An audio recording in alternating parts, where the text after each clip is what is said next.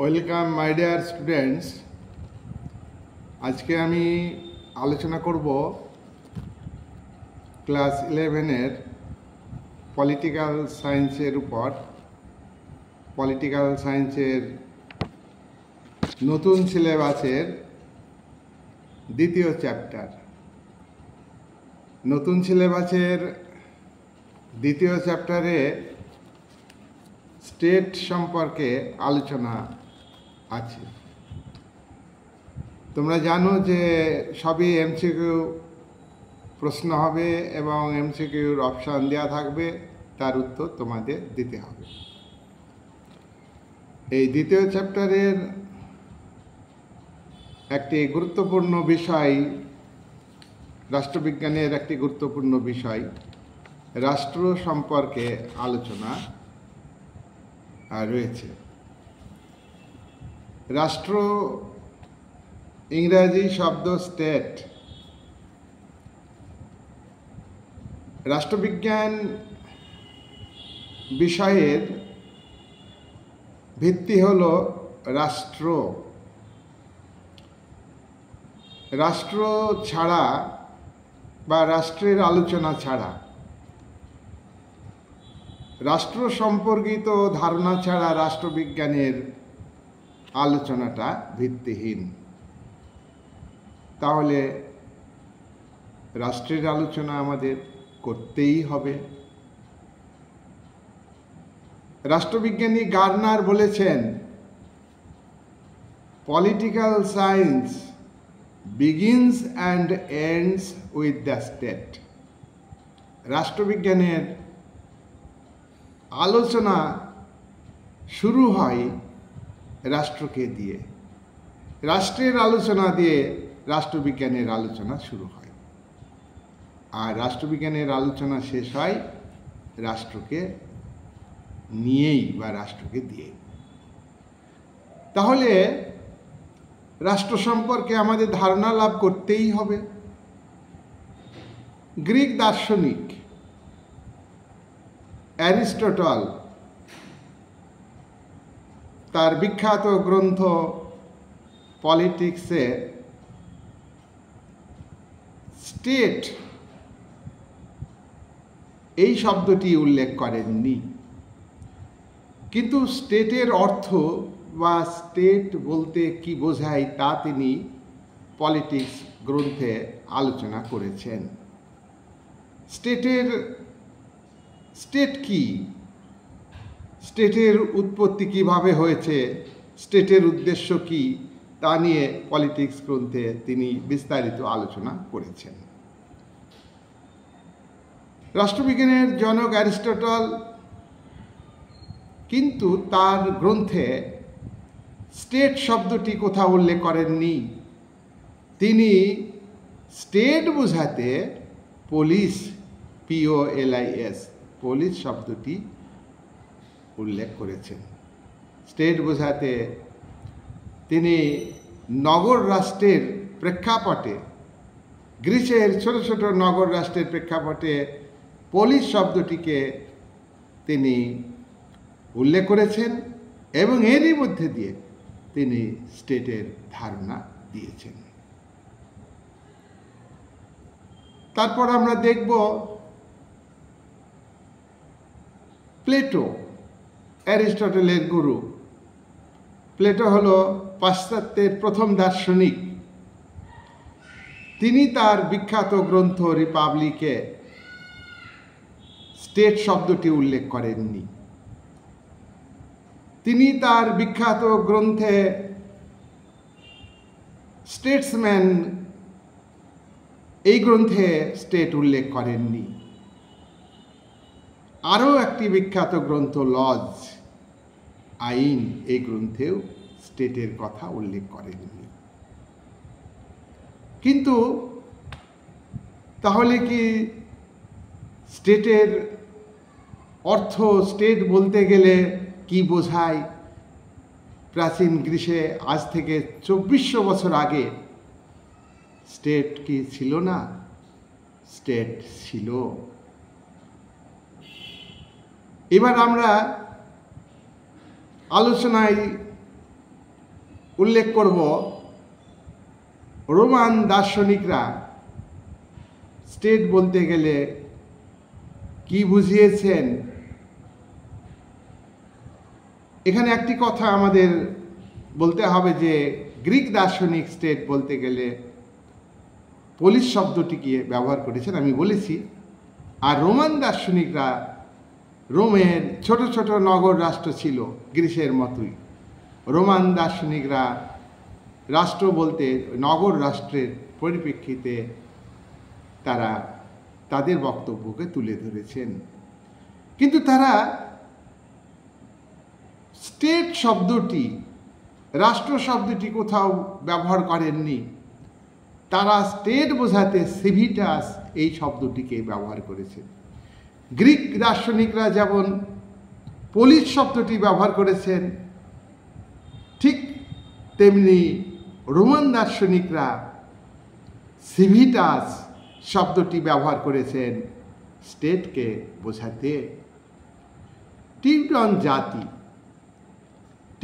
জাতি এই লোকেরা বৃহৎ রাষ্ট্রের কথা উল্লেখ করেছেন। সর্বপ্রথম তারা বৃহৎ রাষ্ট্রের কথা বলেছেন।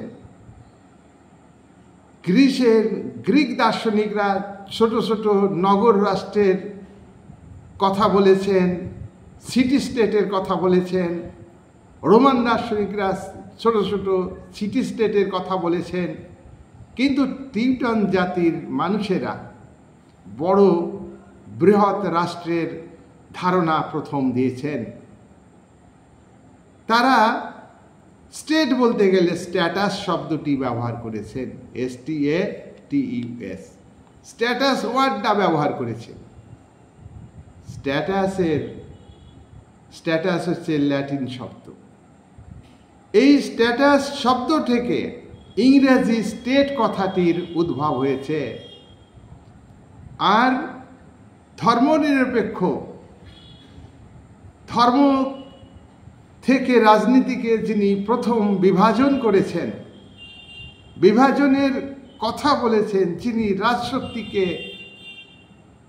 ধর্ম থেকে মুক্ত থাকার কথা বলেছেন, রাজাকে নীতিজ্ঞানহীন হওয়ার কথা বলেছেন, সুশাসক হওয়ার জন্য, সেই চিন্তাবিদ হলেন ম্যাকিয়াভেলি। ইটালির ম্যাকিয়াভেলি নবজাগরণের প্রভাবে প্রভাবিত হয়ে ম্যাকিয়াভেলি 1513 সালে দি প্রিন্স গ্রন্থ লিখেছেন। আর এই দি প্রিন্স গ্রন্থে প্রথম ম্যাকিয়াভেলি স্টেট, ইংরেজি স্টেট শব্দটি উল্লেখ করেছেন। তাহলে বৃহৎ রাষ্ট্রের কথা কারা বলেছেন? টিউটন জাতির মানুষেরা। সিভিটাস শব্দটি কারা ব্যবহার করেছেন স্টেট বোঝাতে? রোমান দার্শনিকরা। পুলিশ শব্দটি স্টেট বোঝাতে কারা ব্যবহার করেছেন? গ্রিক দার্শনিকরা। দ্য প্রিন্স গ্রন্থ কে লিখেছেন? ম্যাকিয়াভেলি। ম্যাকিয়াভেলি প্রথম রাজনীতিকে ধর্ম থেকে আলাদা করেন, রাজনীতিকে মরালিটি থেকে আলাদা করেন। আর ম্যাকিয়াভেলির বিখ্যাত গ্রন্থ দ্য প্রিন্স, এই গ্রন্থেই তিনি প্রথম স্টেট শব্দটি উল্লেখ করেছেন। এবার তোমাদের জানতে হবে যে স্টেট কাকে বলে। ডেফিনিশন অফ স্টেট, রাষ্ট্রের সংজ্ঞাটা কি? দেখো, রাষ্ট্রবিজ্ঞানের জনক, দি পলিটিক্স গ্রন্থের রচয়িতা, প্রাচীন গ্রিক দার্শনিক অ্যারিস্টটল, তিনি রাষ্ট্রের সংজ্ঞা দিয়েছেন। তার আগে আমরা জেনে নেব রাষ্ট্রের সংজ্ঞার ক্ষেত্রে রাষ্ট্রবিজ্ঞানীদের মধ্যে মতভেদ আছে। তাই সর্বজনগ্রাহ্য সংজ্ঞা দেওয়া খুব মুশকিল। বিভিন্ন চিন্তাবিদ বিভিন্ন রাষ্ট্রবিজ্ঞানী বিভিন্ন দৃষ্টিকোণ থেকে নিজ নিজ দৃষ্টিকোণ থেকে রাষ্ট্রের সংজ্ঞা দিয়েছেন, রাষ্ট্রের ডেফিনিশন তারা উল্লেখ করেছেন। তাহলে রাষ্ট্রের সংজ্ঞাটা কিন্তু একটা দুটো নয়। তাই ডেভিড স্টন বলেছেন, মার্কিন আচরণবাদী রাষ্ট্রবিজ্ঞানী যারা মানুষের রাষ্ট্রবিজ্ঞান আলোচনার ক্ষেত্রে মানুষের রাজনৈতিক আচার আচরণকে গুরুত্ব দেন, মানুষের রাজনৈতিক আচার আচরণ, ভোট দেওয়া, নির্বাচিত হওয়া, এগুলি হচ্ছে মানুষের রাজনৈতিক আচার আচরণ। আর মানুষের রাজনৈতিক আচার আচরণ নিয়ে যারা আলোচনা করেছেন তারা হলেন আচরণবাদী দার্শনিক। মার্কিন যুক্তরাষ্ট্রের অনেকেই আছেন, তার মধ্যে ডেভিড স্টন বলেছেন যে 145টি সংজ্ঞা আছে রাষ্ট্রবিজ্ঞানের। যাই হোক, এতগুলো সংজ্ঞা আমাদের জানা দরকার নেই। আমরা এতগুলো সংজ্ঞার মধ্যে কয়েকটি সংজ্ঞা আলোচনা করব।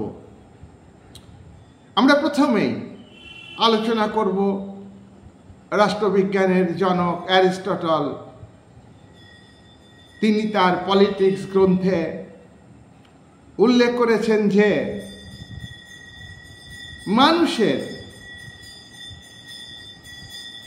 স্বয়ংসম্পূর্ণ জীবন গড়ে তোলা দরকার, মানুষের পূর্ণাঙ্গ সুন্দর জীবন গড়ে তোলা দরকার।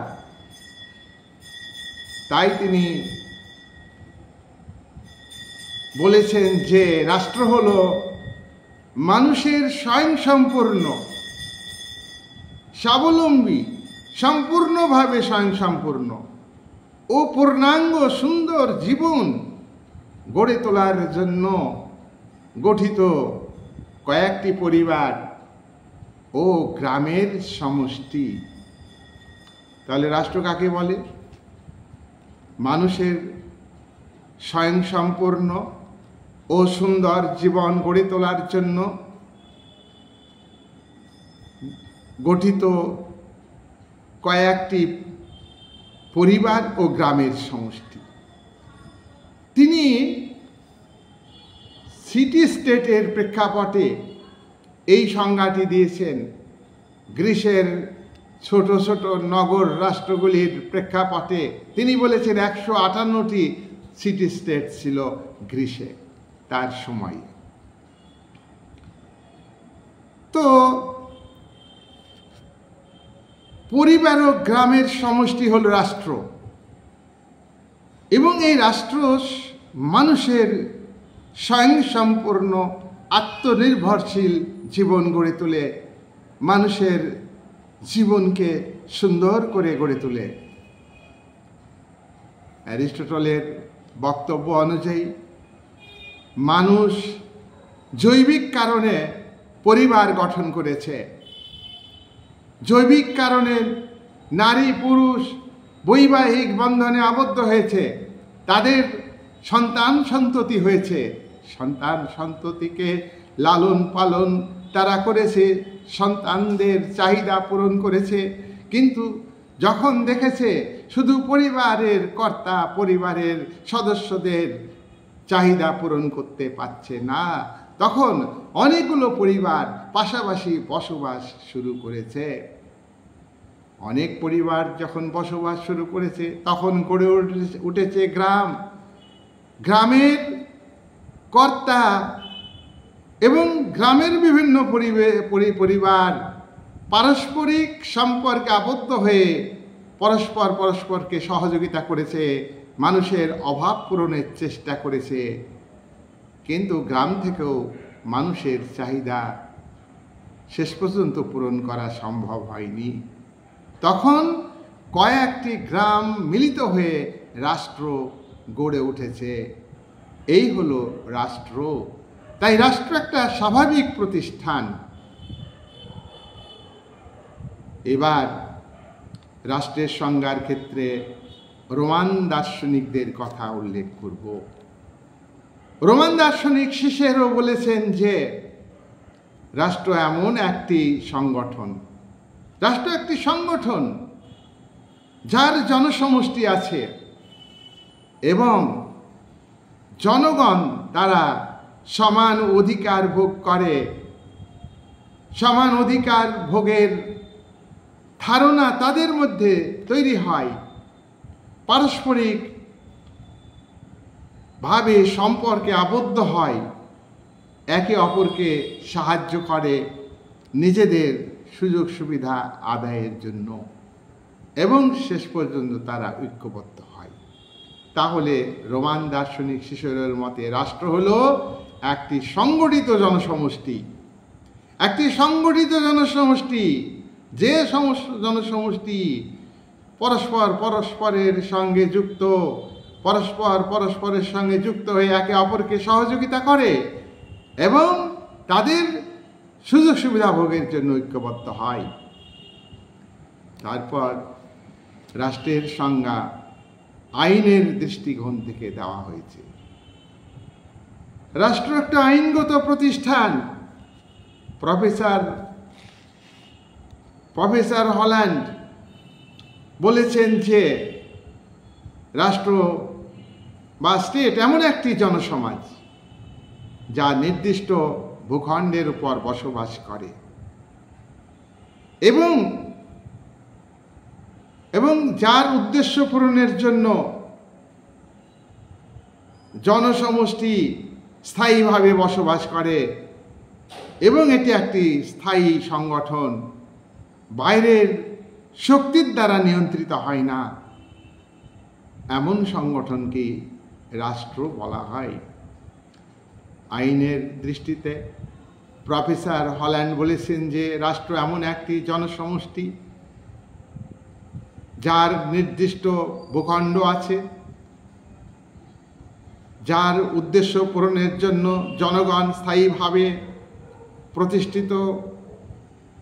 স্থায়ীভাবে বসবাস করে, যে প্রতিষ্ঠান স্থায়ীভাবে প্রতিষ্ঠিত, বাইরের শক্তির দ্বারা নিয়ন্ত্রিত হয় না, এমন ভূখণ্ডই হলো একটি রাষ্ট্র, এমন সংগঠনই হলো একটি রাষ্ট্র।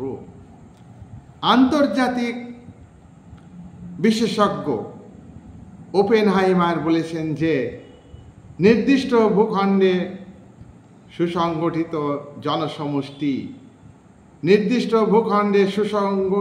জনসমষ্টি, চূড়ান্ত ক্ষমতা প্রয়োগকারী সরকার তৈরি করে।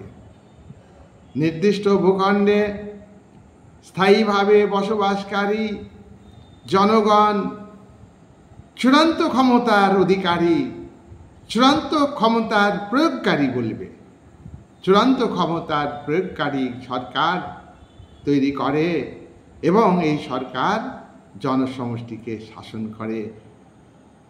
এমন প্রতিষ্ঠানই হলো রাষ্ট্র। আন্তর্জাতিক সম্পর্কের বিশেষজ্ঞ, আন্তর্জাতিক সম্পর্কের জনক, ইন্টারন্যাশনাল রিলেশনের জনক, পাবলিক অ্যাডমিনিস্ট্রেশনের জনক, জনপ্রশাসনের জনক এবং মার্কিন রাষ্ট্রবিজ্ঞানী। তিনটি পরিচয়। একটি পরিচয় কি? আন্তর্জাতিক সম্পর্ক। এটা একটা গুরুত্বপূর্ণ বিষয়, সমাজবিজ্ঞানের শাখা। এই আন্তর্জাতিক সম্পর্ককে আলাদাভাবে একটি শাস্ত্র হিসাবে গণ্য করেছেন তিনি। আন্তর্জাতিক বিশেষজ্ঞ, আন্তর্জাতিক সম্পর্কের জনক বা ফাদার। পাবলিক অ্যাডমিনিস্ট্রেশন একটা আলাদা শাস্ত্র, পাবলিক অ্যাডমিনিস্ট্রেশনের প্রতিষ্ঠাতা বা জনক। এবং মার্কিন রাষ্ট্রপতি উইড্রো উইলসন তিনি বলেছেন যে কোনো নির্দিষ্ট ভূখণ্ডে আইন প্রতিষ্ঠার জন্য সংগঠিত জনসমষ্টি হলো রাষ্ট্র। তারপর রাষ্ট্রের সংজ্ঞার ক্ষেত্রে ভাববাদীদের বক্তব্য। দেখো, আমরা অ্যারিস্টটলের সংজ্ঞা দিয়েছি, অ্যারিস্টটল ভাববাদী দার্শনিক, কিন্তু আধুনিক কালের যে ভাববাদী দার্শনিক, আদর্শবাদী দার্শনিক, তাদের সংজ্ঞা আছে রাষ্ট্রবিজ্ঞানের ক্ষেত্রে। ভাববাদী কাদের বলে? যারা রাষ্ট্র এবং ব্যক্তি এই দুটোর মধ্যে রাষ্ট্রকে বেশি গুরুত্ব দেন, ব্যক্তিকে কম গুরুত্ব দেন। তারা বলেন ব্যক্তির জন্য রাষ্ট্র নয়, রাষ্ট্রের জন্য ব্যক্তি। ভাববাদী, এরা ভাববাদী। তাই ভাববাদী দার্শনিক, তাদের বক্তব্য হলো রাষ্ট্র হলো এমন একটি প্রতিষ্ঠান, রাষ্ট্র হলো এমন একটি রাজনৈতিক সংগঠন, স্থায়ী সংগঠন, সুপ্রতিষ্ঠিত সংগঠন, যে সংগঠন সর্বদোষ মুক্ত, সর্বদোষ মুক্ত একটা প্রতিষ্ঠান, যে সংগঠন সর্বাত্মক, যে সংগঠনের ঊর্ধ্বে কেউ নেই, যে সংগঠন চূড়ান্ত ক্ষমতার অধিকারী, যে সংগঠনের মধ্যে জনসমষ্টি বসবাস করলে তারা অধিকার পাবে, স্বাধীনতা পাবে, যে সংগঠনের বিরোধিতা করতে পারবে না নাগরিকরা, জনগণ, রাষ্ট্রের যে সংগঠনের বিরোধিতা করতে পারবে না, যে সংগঠন হলো এই পৃথিবীতে, এই মর্তভূমিতে ঈশ্বরের পদচারণা, ঈশ্বরের পদক্ষেপ। রাষ্ট্রের আবির্ভাব মানে হলো ঈশ্বরের আবির্ভাব। রাষ্ট্রের বিরোধিতা করার অর্থ হলো, রাষ্ট্রের বিরোধিতা করার অর্থ হলো ঈশ্বরের বিরোধিতা করা। তাই রাষ্ট্রের বিরোধিতা করা যাবে না। তাহলে রাষ্ট্রের সংজ্ঞাটা কি তাদের মতে? এক্ষেত্রে আমরা হেগেলের কথা বলবো, এক্ষেত্রে আমরা কান্টের কথা বলবো। কিন্তু হেগেলকে চরম ভাববাদী দার্শনিক বলা হয়। হেগেলের বক্তব্য অনুযায়ী রাষ্ট্র একটা ঐশ্বরিক প্রতিষ্ঠান। রাষ্ট্রের বিরোধিতা করার অর্থ হলো ঈশ্বরের বিরোধিতা করা। রাষ্ট্র সর্বাত্মক প্রতিষ্ঠান, রাষ্ট্র সর্বদোষ মুক্ত, রাষ্ট্র হলো নৈতিক চেতনা সম্পন্ন একটা প্রতিষ্ঠান। তাই রাষ্ট্রের বিরোধিতা নাগরিকরা করবে না। জনসমষ্টি এই সংগঠনের প্রতি আনুগত্য স্বীকার করবে, অন্ধভাবে আনুগত্য স্বীকার করবে। এই হলো ভাববাদীদের মতে রাষ্ট্র। তারপর আমরা আধুনিক কিছু সংজ্ঞা রাষ্ট্রের দেব, রাষ্ট্রের আধুনিক সংজ্ঞা দেব। আচরণবাদীরা রাষ্ট্রের সংজ্ঞার পরিবর্তে তারা পলিটিক্যাল সিস্টেমকে গুরুত্ব দিয়েছেন। পলিটিক্যাল সিস্টেম, রাজনৈতিক ব্যবস্থা কি? তোমরা দেখছো না পৃথিবীতে অনেক রাষ্ট্র, প্রত্যেকটা রাষ্ট্রই কিন্তু একটা সিস্টেমের মধ্যে আছে। তোমরা জানো ইতিহাসে ওই যে হিটলারের যে সরকার ছিল, নাৎসিবাদী সরকার, ইটালির মুসোলিনির যে সরকার ছিল, সেটা কি ফ্যাসিবাদী সরকার, সর্বাত্মকবাদী সরকার। ব্যক্তির কোনো স্বাধীনতা থাকবে না, গণমাধ্যমের কোনো স্বাধীনতা থাকবে না, এমন সরকার। এরা কি? এরা একটা সিস্টেমকে চালু করেছিল। বর্তমান বিশ্বে যে উদারনৈতিক গণতান্ত্রিক রাষ্ট্র, ব্যক্তিগত স্বাধীনতা, সম্পত্তির উপর ব্যক্তিগত মালিকানা, উৎপাদনের ক্ষেত্রে কোনো বাধা থাকবে না, খোলা বাজার অর্থনীতি, কোনো বিনিয়োগকারী একটা মাত্র দেশে সম্পদ মূলধন বিনিয়োগ করবে না, তার ক্যাপিটাল বিশ্বের সমস্ত দেশে চলাচল করবে। একটি দেশের পণ্য বিশ্বের সমস্ত দেশে চলাচল করবে। তাহলে এইটা যে একটা উদারনৈতিক রাজনৈতিক ব্যবস্থা, তাহলে পলিটিক্যাল সিস্টেম বিভিন্ন ধরনের আছে। তাই স্টেট এই পলিটিক্যাল সিস্টেমের সঙ্গে যুক্ত। ইংল্যান্ডের একজন রাষ্ট্রবিজ্ঞানী লেস্কি তার বিখ্যাত গ্রন্থ এ গ্রামার অফ পলিটিক্স গ্রন্থে বলেছেন, রাষ্ট্র হচ্ছে এমন একটা প্রতিষ্ঠান যার চূড়ান্ত ক্ষমতা থাকবে, কিন্তু পাশাপাশি সমাজের অন্যান্য সংগঠনেরও ব্যক্তির ব্যক্তিত্ব বিকাশে সহযোগিতা করবে। সংঘগুলিকেও গুরুত্ব দিয়েছেন, রাষ্ট্রকেও গুরুত্ব দিয়েছেন। শাসক এবং শাসিতের মধ্যে সম্পর্ক গড়ে ওঠে এমন প্রতিষ্ঠান হলো রাষ্ট্র। মার্ক্সবাদীরা রাষ্ট্রের সংজ্ঞা সম্পূর্ণ অন্য দৃষ্টিকোণ থেকে তুলে ধরেছেন। মার্ক্সবাদ কি কার্ল মার্ক্সের শিক্ষামালা, আমি মার্ক্সবাদের আরও অনেক ভিডিও আছে দেখবে। কার্ল মার্ক্সের এখানে সংক্ষেপে এক লাইনে বলবো, কার্ল মার্ক্সের শিক্ষামালা হচ্ছে মার্ক্সবাদ। আবার এইভাবে বলা যায়, রাজনীতি, রাষ্ট্র, সরকার, ধর্ম, সমাজনীতি, সমাজবিদ্যা, অর্থবিদ্যা, ইতিহাস, দর্শন ইত্যাদি সম্পর্কে মার্ক্স যে বক্তব্য তুলে ধরেছেন, মার্ক্স যে ব্যাখ্যা দিয়েছেন, সেটাই হলো তার নাম অনুযায়ী মার্ক্সবাদ। এই মার্ক্সবাদ অনুযায়ী রাষ্ট্র কি? এই মার্ক্সবাদ অনুযায়ী রাষ্ট্র হলো শ্রেণী শাসন ও শোষণের যন্ত্র। শ্রেণী বিভক্ত সমাজ ব্যবস্থাতে প্রধানত দুটি শ্রেণী থাকে, অপ্রধান বা গৌণ শ্রেণী থাকে। মার্ক্স স্বীকার করেছেন প্রধান দুটো শ্রেণী, শোষক শোষিত, শাসক শাসিত, অত্যাচারী অত্যাচারিত, নিপীড়নকারী নিপীড়িত। এই যে বিভাজন প্রধানত দুটি ভাগে বিভক্ত, তাই এই বিভাজনের ভিত্তিতে রাষ্ট্র শোষকের অত্যাচারীর শ্রেণীর হাতিয়ার হিসাবে ব্যবহার হয়েছে।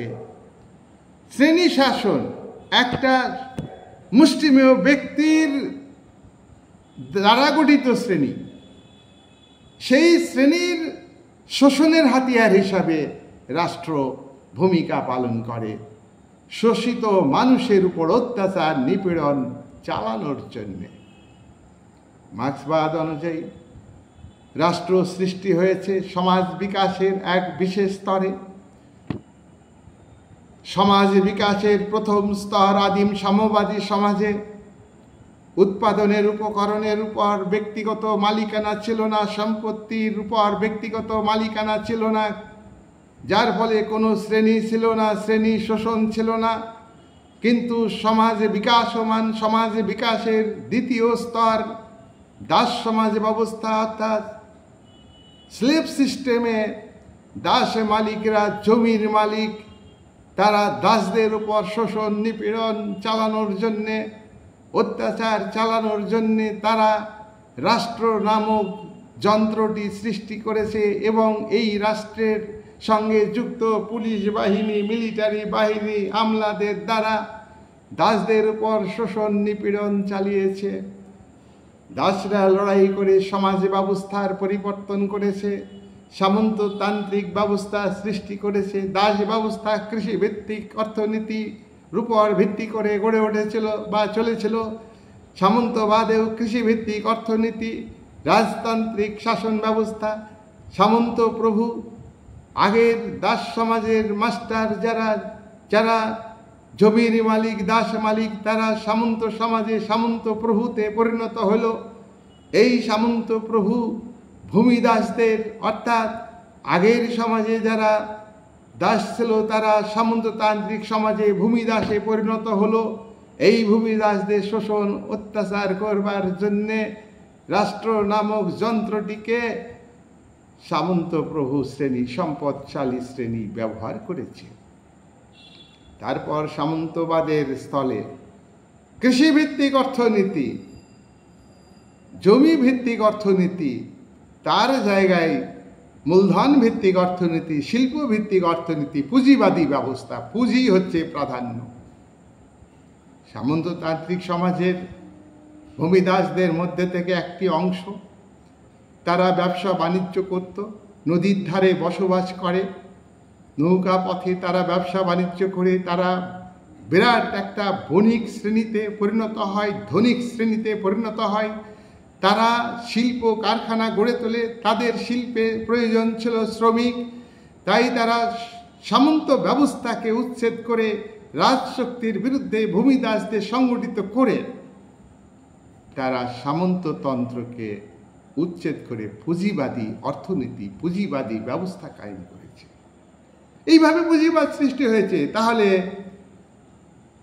পুঁজিবাদী সমাজে রাষ্ট্র শ্রমিক শ্রেণীর স্বার্থে নয়, সর্বহারা শ্রেণীর স্বার্থে নয়, উৎপাদনের উপকরণের মালিকানা থেকে বঞ্চিত তারাই সর্বহারা শ্রেণী।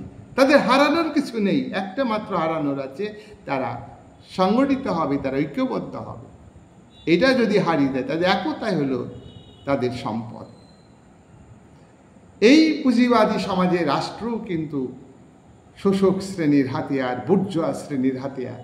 বুর্জোয়া কারা? যারা ক্যাপিটালের মালিক, যারা শিল্পে বিনিয়োগ করছে, ব্যবসাতে মূলধন খাটাচ্ছে, শোষণ করছে। শাসক শ্রেণী, সে শাসক শ্রেণী গণতান্ত্রিক হতে পারে, প্রজাতান্ত্রিক হতে পারে, নিয়মতান্ত্রিক রাজতান্ত্রিক হতে পারে, সংসদীয় গণতান্ত্রিক হতে পারে, এককেন্দ্রিক সরকার হতে পারে, এককেন্দ্রিক সরকারের শাসক শ্রেণী হতে পারে, যুক্তরাষ্ট্রীয় ব্যবস্থার শাসক শ্রেণী হতে পারে।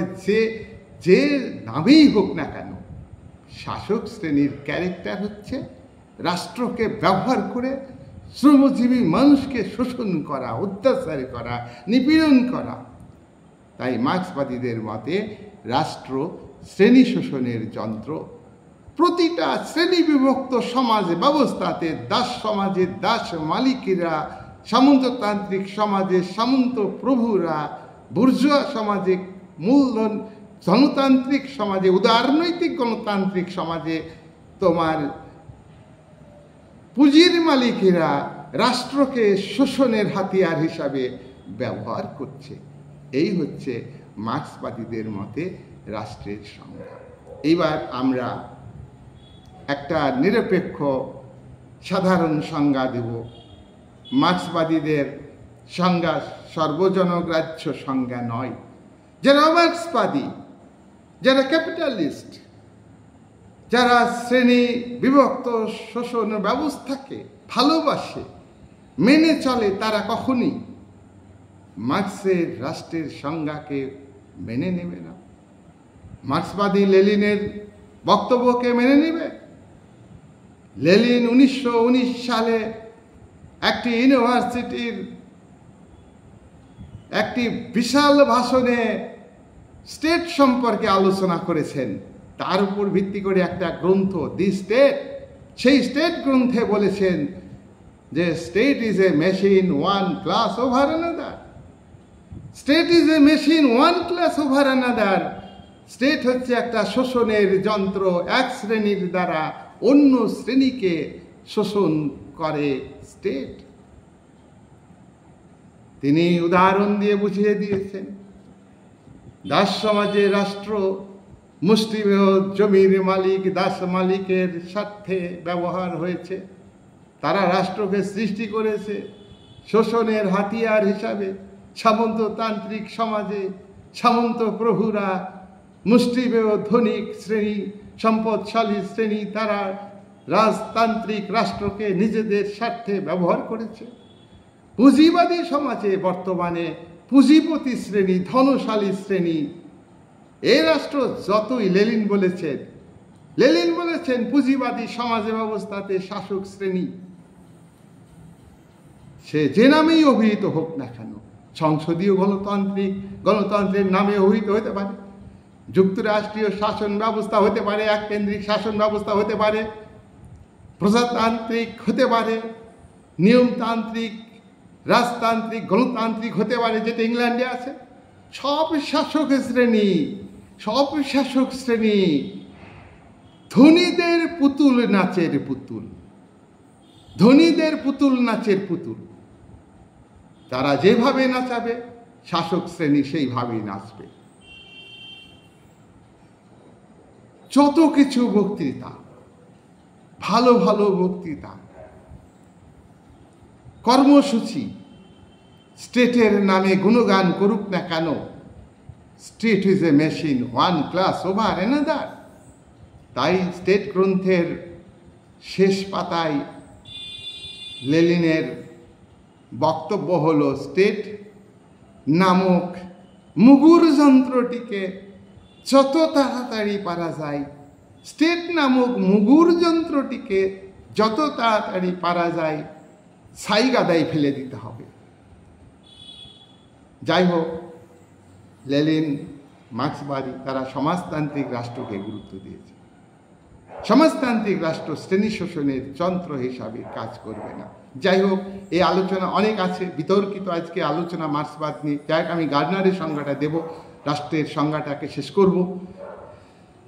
গার্নার খুব ইম্পর্টেন্ট একজন রাষ্ট্রবিজ্ঞানী। গার্নারের রাষ্ট্রবিজ্ঞানের গার্নারের যে রাষ্ট্রের সংজ্ঞা দিয়েছেন গার্নার, সেটা একটা মোটামুটিভাবে গ্রহণযোগ্য সংজ্ঞা, মোটামুটিভাবে গ্রহণযোগ্য, এটা আমরা বলতে পারি। গার্নার বলেছেন, রাষ্ট্রবিজ্ঞান, পলিটিক্যাল সায়েন্স এবং সাংবিধানিক আইনের ধারণা, রাষ্ট্রবিজ্ঞান এবং সাংবিধানিক আইনের ধারণা অনুযায়ী রাষ্ট্র হলো এমন এক জনসমাজ যা নির্দিষ্ট ভূখণ্ডে স্থায়ীভাবে বসবাস করে এবং ওই জনগণ বহিঃশাসন থেকে সম্পূর্ণভাবে মুক্ত, বাইরের শক্তির থেকে সম্পূর্ণভাবে নিয়ন্ত্রণ মুক্ত, যার একটি সরকার আছে এবং এই সরকারের প্রতি জনগণ আনুগত্য প্রকাশ করে, সরকারকে মান্য করে, এমন একটি প্রতিষ্ঠানকেই রাষ্ট্র বলা হয়। রাষ্ট্রবিজ্ঞান অনুযায়ী রাষ্ট্রের সংজ্ঞা, সাংবিধানিক আইন কাকে বলে? দেখো, এটাগুলো শিখতে হবে আমাদের। সাংবিধানিক আইন, সংবিধান আছে, প্রত্যেকটা রাষ্ট্রের সংবিধান আছে। সংবিধান ছাড়া দেশ চলতে পারে না। সংবিধানে যে নিয়মকানুন লেখা থাকে, সংবিধানে যে নিয়মকানুন লেখা থাকে, দেশ এইভাবে চলবে। দেশের শাসন ব্যবস্থার প্রকৃতি এই ধরনের। যারাই শাসন ক্ষমতায় আসুক, তারা এই সংবিধানটাকে মান্য করবে, সংবিধানের নিয়ম মেনে চলবে, শাসন করবে। এটাই হলো সাংবিধানিক আইন। এই সাংবিধানিক আইনের ধারণা অনুযায়ী গার্নার সংজ্ঞা দিয়েছেন। দেখো, গার্নারের সংজ্ঞা থেকে আমরা কি বুঝতে পারছি? এটা একটা স্বাধীন জনসমাজ। এই জনসমাজ বা জনগণ নির্দিষ্ট ভূখণ্ডে স্থায়ীভাবে বসবাস করবে। আবার এই জনসমাজ বাইরের কোনো শক্তির দ্বারা নিয়ন্ত্রিত হবে না। এই জনসমাজের একটা সরকার থাকবে, এই সরকারকে জনগণ মেনে চলবে। এমন একটি প্রতিষ্ঠান হলো রাষ্ট্র। যাই হোক, গার্নারের সংজ্ঞাটাকে আমরা সর্বজনগ্রাহ্য সংজ্ঞা বলবো, একটা সাধারণ সংজ্ঞা রাষ্ট্রের। তাহলে রাষ্ট্র হলো সমাজের এমন একটি বৃহৎ রাজনৈতিক সুসংগঠিত সংগঠন, যার নির্দিষ্ট ভৌগোলিক সীমানা আছে, যার ভৌগোলিক সীমানার উপরে নির্দিষ্ট জনসমষ্টি আছে। এই জনসমষ্টিকে পরিচালনা করার জন্য সরকার আছে। আর এই সরকার রাষ্ট্রের যে চূড়ান্ত ক্ষমতা, রাষ্ট্র সম্পূর্ণভাবে বহিঃশাসন থেকে মুক্ত, সম্পূর্ণভাবে অন্য দেশের নিয়ন্ত্রণ থেকে মুক্ত। তাহলে এটা চূড়ান্ত ক্ষমতা। এই চূড়ান্ত ক্ষমতা প্রয়োগ করে কে? সরকার। এই সরকারের প্রতি জনগণ আনুগত্য স্বীকার করবে। আনুগত্য কাকে বলে? আনুগত্য হলো সরকারের আইনকে মান্য করা। সরকারের আইনকে মানছে না, বিশৃঙ্খলা, আইন শৃঙ্খলার অবনতি বলা হয়। এখানে জনগণ আনুগত্য প্রকাশ করছে, এটা তো বলা যাবে না। আনুগত্য প্রকাশ করবে না। আনুগত্য হচ্ছে স্বাভাবিক আনুগত্য। সরকার ভালো কাজ করে জনগণের স্বাভাবিক আনুগত্য লাভের চেষ্টা করবে। আর সরকার যদি স্বৈরাচারী হয়, সামরিক শাসন হয়, ফ্যাসিবাদী নাৎসিবাদী শাসন হয়, সর্বাত্মক রাষ্ট্রের যে ধারণা, সর্বাত্মক কর্তৃত্ব, ব্যক্তির কোনো স্বাধীনতা নেই, গণমাধ্যমের স্বাধীনতা নেই, পলিটিক্যাল পার্টি গঠনের অধিকার নেই, সর্বাত্মকবাদী স্টেট, ফ্যাসিবাদী স্টেট, নাৎসিবাদী স্টেট, এমন স্টেটের জনগণ ওই সরকারের প্রতি, ওই একনায়কতান্ত্রিক সরকারের প্রতি জনগণ স্বাভাবিক আনুগত্য প্রকাশ করে না, ভয় ভক্তি করে, ভয় মান্য করে আইন। তাহলে এইভাবে তোমরা আজকের যে আলোচনা কি? রাষ্ট্রের সংজ্ঞা দাও, রাষ্ট্র কাকে বলে, এই আলোচনা। আর আমি একটু ভূমিকাতে বলেছি রাষ্ট্রটা ব্যবহার, কারা কি শব্দ ব্যবহার করেছেন রাষ্ট্র মিন করতে, এবং স্টেট কথাটা কে প্রথম কোন গ্রন্থে ব্যবহার করেছেন। আর প্রত্যেকেই আমি বলেছি যে মানে দার্শনিক যারা আর কি, তাদের পরিচয় দিয়ে আমি বক্তব্য রেখেছি। সেই পরিচয়গুলো আমরা জেনে নেব। আমরা ক্লাস 11-এ পড়ছি, আমরা এটা ভিত্তি, পলিটিক্যাল সায়েন্সের ভিত্তি, এটা আমাদের ভালো করে মাথায় রাখতে হবে। এই বলে আজকে আলোচনা আমি শেষ করছি। হ্যাঁ, তোমরা ভালো করে ভিডিওটা দেখবে, এই আশা আমি করি, এই ভরসা আমি করি। Good night.